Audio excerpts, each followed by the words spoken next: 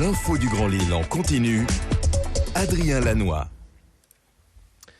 Bonjour à toutes et à tous, bienvenue sur Grand Lille TV 7h15 en direct. L'info du Grand Lille ce matin, en ce jeudi 19 janvier. Et à la une, bien évidemment, vos prévisions météo.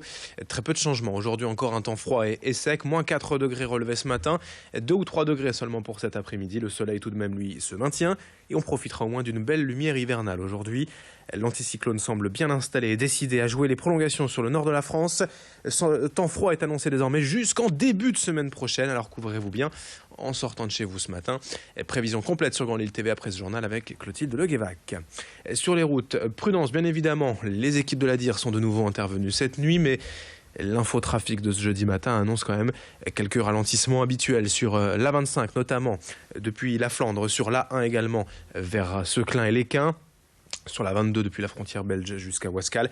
Soyez prudents, je le disais, et patients au volant. Et toujours sur les routes, sachez d'ailleurs que la métropole lilloise est de nouveau en alerte pollution aux particules fines et que pour limiter l'ampleur de la pollution, la vitesse doit être obligatoirement réduite de 20 km/h aujourd'hui sur les routes de la région. Une mesure effective jusqu'à ce soir minuit, mais qui pourrait être prolongée. Dans l'actualité du jour, en images, le rassemblement des salariés et journalistes de la Voix du Nord hier après-midi sur la Grand Place de Lille. Le journal régional, vous le savez sûrement, fait l'objet d'un plan social prévoyant 178 départs, dont 55 postes de journalistes. Le but de la direction est de développer le numérique au détriment du journal papier, en fermant certaines agences locales, notamment Tourcoing, Seclin et Armentières. De leur côté, les salariés veulent avant tout défendre la qualité du journal, ce qui passe selon eux par des effectifs suffisants. Les négociations viennent de débuter cette semaine. Le plan social devrait être signé d'ici le mois d'avril. Ce type de mobilisation devrait donc avoir lieu régulièrement durant les discussions. Explication avec l'un de ces salariés, l'un des journalistes de la Voix du Nord au micro d'Idil Gunaï. Un journaliste, ce qu'on appelle un journaliste Shiva chez nous, c'est avec 4 bras et qui doit tout faire en même temps. C'est pas possible de faire un travail de qualité dans ces conditions-là. C'est évident. Aujourd'hui, nos grands concurrents, c'est les réseaux sociaux qui balancent de l'information. Ce qu'on appelle de l'information sur les réseaux sociaux n'est pas vérifié. La différence avec un journal, c'est qu'on vérifie l'information avant de la mettre en ligne ou de la publier.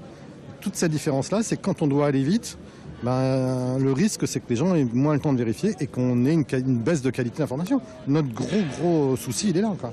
Et je vous ferai juste remarquer que ce qui est marqué sur le fronton de notre journal, c'est défendre le travail dans la région du Nord.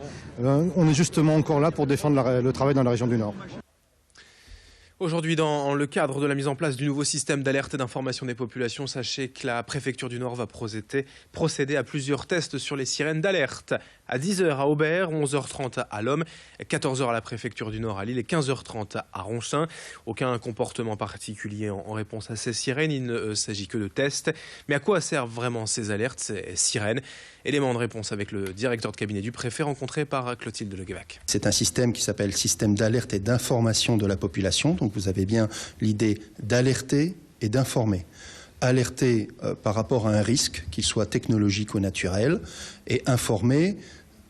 Une fois que la population a entendu cette sirène, elle peut, en allant écouter la radio ou en regardant la télévision, avoir des informations plus précises. Et lorsqu'on entend la sirène et que ce n'est pas un exercice, on doit se confiner, c'est-à-dire qu'on ferme les portes, les fenêtres, on s'isole, on écoute la radio, on regarde la télé, on essaye d'avoir l'information, et à partir de là, l'information complémentaire dira « restez confinés, voilà de quoi il s'agit » ou « évacuez la zone, éloignez-vous et allez dans telle direction ».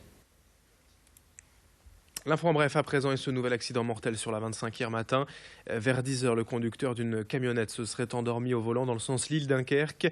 Le véhicule a tapé la glissière de sécurité et a fini sa course au fossé. C'est le passager de la camionnette qui a été tué. L'ouverture des inscriptions pour le tremplin du Main Square Festival jusqu'au 28 février.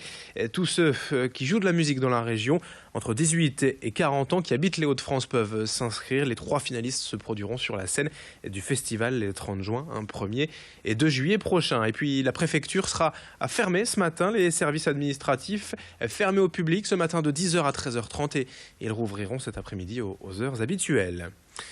Dans cette édition également, le projet un peu fou de 6 amis de la région, fans de musique et de rock en particulier. Ils aimeraient privatiser le stade Pierre-Mauroy et faire venir un grand nom de la scène rock mondiale. Dans leur tête, les Irlandais de U2, dont une tournée déjà prévue cet été en Europe.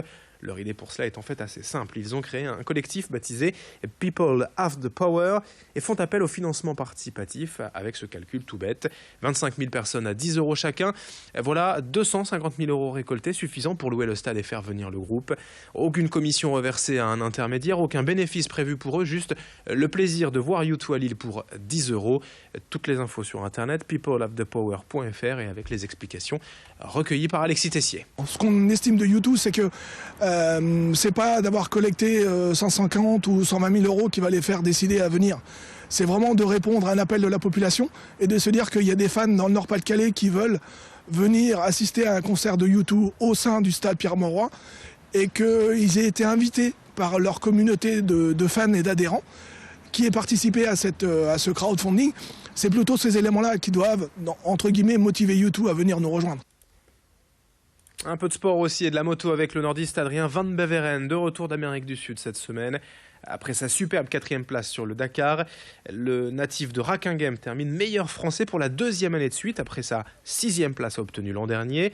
Il se dit très heureux de sa performance, même s'il est quand même passé à 48 secondes seulement de la 3e place et donc du podium.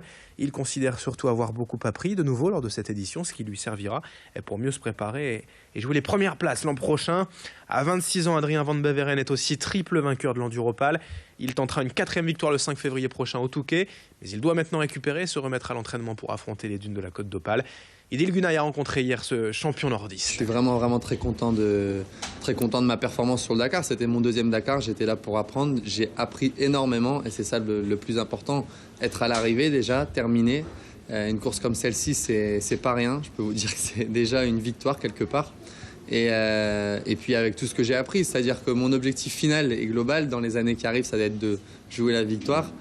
Et je me sens plus que jamais proche de ça, même si j'en suis encore loin et que j'ai encore beaucoup de travail. J'ai appris tellement de choses que je vais vraiment pouvoir les mettre en avant et les mettre en pratique pour travailler toute l'année et être plus proche encore de mon rêve l'année prochaine. Et puis en basket féminin en Euroleague, le SBVA, l'exploit des filles de Villeneuve-d'Ascq hier soir à domicile. Les guerrières ont battu les Russes d'Orenbourg, vice-championne d'Europe en 2016. Victoire 83-71. Un bel exploit donc pour les filles de Villeneuve-d'Ascq qui leur permet de reprendre la 4e place du groupe qualificatif pour les 8e de finale. D'autres infos à suivre, météo et trafic dans un instant. Merci de votre fidélité. Très belle matinée à toutes et à tous.